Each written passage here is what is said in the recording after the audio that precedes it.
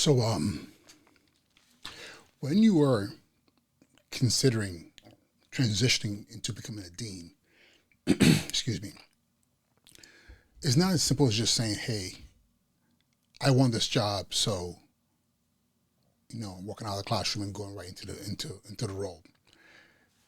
It may seem like that, but it's a lot of things to consider, and some of these things are crucial if you're going to be successful in the role. So, what I'm going to do in this episode is share with you a couple of things that you should keep in mind when you're in that position where you're like, okay, I want to become a dean, or I've been asked to be the dean of the school, and these are the things I need to make sure are in place, or at least I'm putting in place in preparation for that role of being the dean of students. So, the first thing is seeking out professional development opportunities. Um, in my previous video, I said there aren't, at least in through my journey in that role, there weren't a lot of opportunities for dean specific professional development.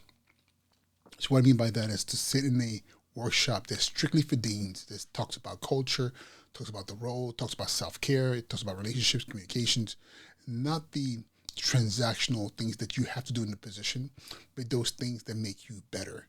Those philosophical, I can't say the word philosophical. Those philosophical things, am I even saying the word right? I don't even know. But those things that are the underlying current that allows you to develop into a great leader in that role. So, what do you do if you don't have those opportunities for formalized professional development? I suggest you seek out those who are in the role and are doing an amazing job for their school communities. It can be as simple as asking, what schools have like amazing school culture? Who's the dean there? Is there a dean? What is it that this dean is doing? What is it that this school has put into place? It might not just be solely the dean. It might just be there's things put into place that makes the job for the deans much easier, so they can really focus on building culture. So shadowing those in the role could be a very powerful tool for you if you really want to wrap your mind around what you can do for a school community if you're in that role. The next thing, again, I'm pulling things here out of the book. Um, Developing a strong understanding of the role.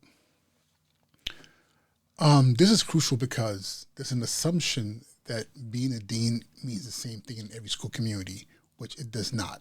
Okay, it does not mean the same thing in every school community. Please understand this.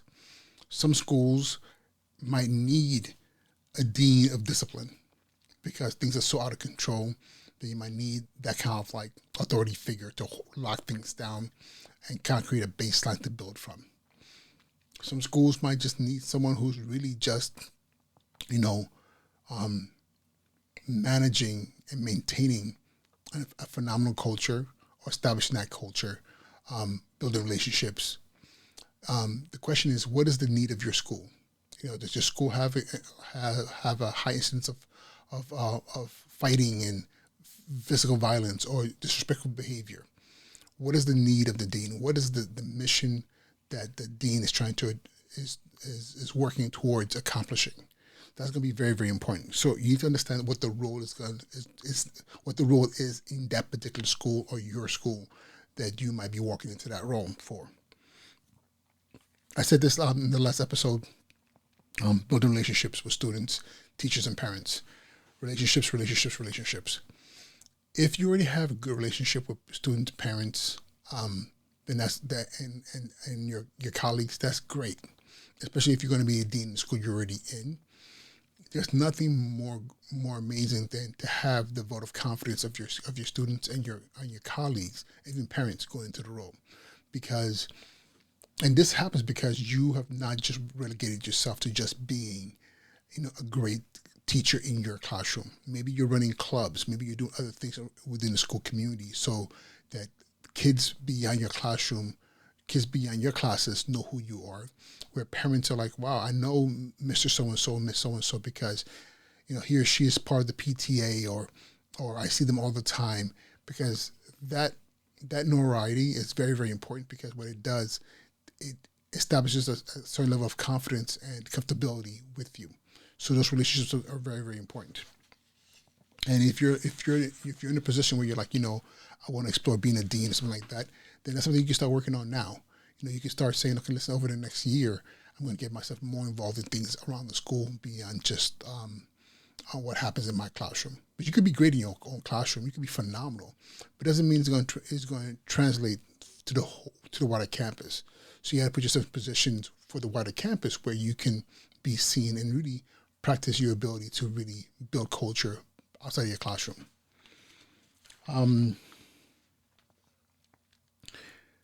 Developing effective communication strategies.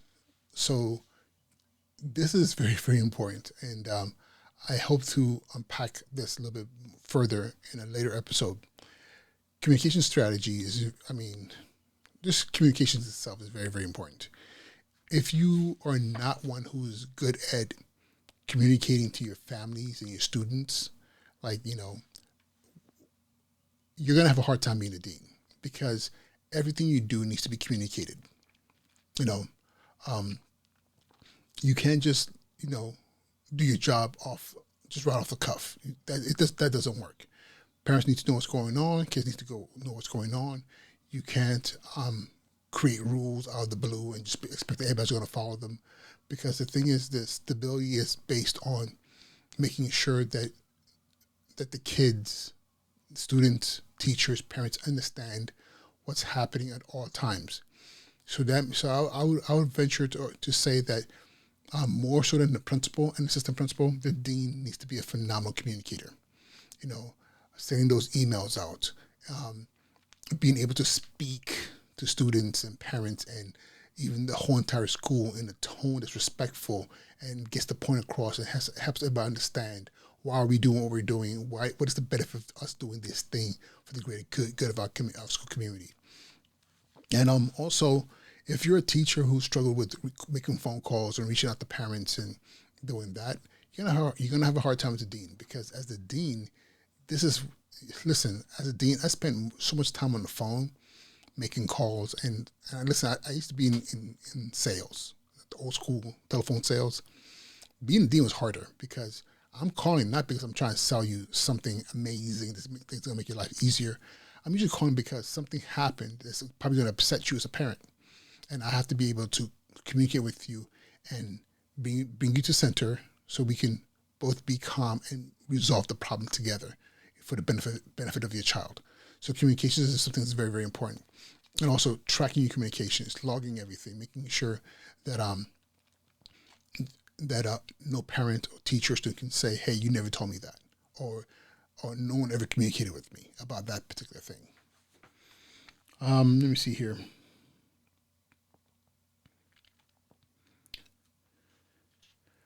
One that seemed like, it's funny, this is one that I personally, I added this because it's something that early on in my career I thought was not that important, but then I realized how important it was. And that's overseeing school events and activities. Most schools have a activities coordinator, a teacher. It's what they do. But the dean is very important. It's crucial in this because events, activities, field trips, things like that. You want the culture to being built to find itself wherever the kids are at. So if it's a sporting event, you want the kids to exhibit the culture of the school, that positive culture that's being built. If there's a field trip, you want the same thing. So it's very important that the dean doesn't just regulate themselves to just being like, hey, if there's a problem, I'm here to fix it. You have to be part of the full culture. One thing that I learned, I think it was probably like my third or fourth year, was that my visibility outside of my role as dean was very, very important. So I realized I had to go to all the events, school events. I had to go to the dances. I had to go to the sporting events. I had, as many field trips as I could go on. If there's a society event, a volunteering event, I should be there, because you're the representative of the school culture. You're the one who is the cornerstone of that school culture. And if you're always present, and you're always helping kids to see this is how we are when we are in these different spaces, and guess what happens?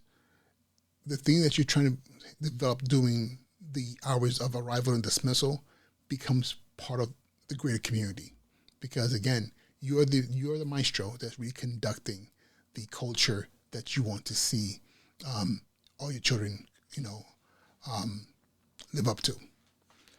I'm going to share two more, and this one I've been touching on throughout the whole throughout this whole entire episode, promoting positive school culture. You have to be, I mean, as the dean, you just have to be the cheerleader. You know, you cannot, you should not be the dean of discipline. You should be the dean of students. That means everything that you are fighting to establish at your school, you have to represent all the time. And I'll tell you this, it's hard, but you will have bad days. You have those moments where you're just not, you're in a bad mood. You're not with the nonsense, but you always have to be the face that exhibits all that is positive and amazing about the school community. Even when things are happening that require you to be stern and tough, but you also have to sandwich it with the positivity and the kindness and the love, because again, you can't ask kids to be positive, or you cannot, you know, champion positivity in the school within the school if you're not the one living up to that positivity as the example for the whole entire school community. So remember that. And then this last one here is very, very important, and that is you have to embrace the challenges. It is a challenging job to be the dean. Let me tell you something. At least here in New York City, the dean is not an administrator. You are still on teacher line, and it's interesting because you have so much administrative responsibilities. So it's one of those weird things because you're like, wait a minute, there's so much that is put on my plate that feels like administration, right? Like, like the principal, assistant principal, these are the decisions they're making. But often I have to make decisions on the fly in within immediacy. Of course, I'm going to relay this to my principal or assistant principal as soon as possible. But to be in those spaces, there's all these challenges, and it's tough. It's tough. But I'm going to tell you this: if you're not willing to embrace that this is going to be tough, and there's going to be those moments where things are not going to pan out the way you want them to pan out, then this is something that I would say take some time to really think about if you want to be the dean. But the great thing about these challenges and the challenge of the role is this: as I went from dean eventually to assistant principal, then eventually to principal. And I'll tell you this: yes, the role of assistant principal and principal are very specific roles, right? But I would say that I really elevated and expanded myself from dean to assistant principal with the foundation of who I am being the dean. That building school culture and relationships, those things I took with me. Those things never changed. When I became an assistant principal, I was still living in that space. And it's funny because I remember training the dean who replaced me when I became assistant principal. And I kept on emphasizing, like, listen, relationships, that culture, those are very, very important. I was like, please don't mess up the things that I've put together here. But that's the thing, those challenges are very, very important, but those challenges are going to sharpen you, especially if you're thinking about, maybe moving into becoming an administrator, being an assistant principal, or being a principal. The things you learn from being a dean are things that stay with you forever, So, yeah. Hopefully, my banter was helpful for someone out there who's watching, who's like, you know what, I'm really thinking about making that transition, talking to my administration and say, hey, I'm interested in applying for this role, or whatever it may be. Just remember, you want to make sure you spend some time really thinking about, what this role is going to mean for you, what your school really needs, and making sure that you have the resources and the skill set and tools that you need to really, do the job. Again, if you're interested, from classroom to dean of students. It's funny because I went from the street to dean of students, but I know most people don't walk into education as a dean. That's a very rare thing, but I also know that it's given me a very good perspective in understanding that to do this role and do it really well, you need to prepare. And once you're in the role, you have to continuously build yourself and really hone certain skills to make sure that that you are doing or accomplishing the mission that you've been set to accomplish for your school community. All right. With that being said, this is Uche Njoku. Have an amazing rest of your day. I'll talk to you all soon. All right. Peace.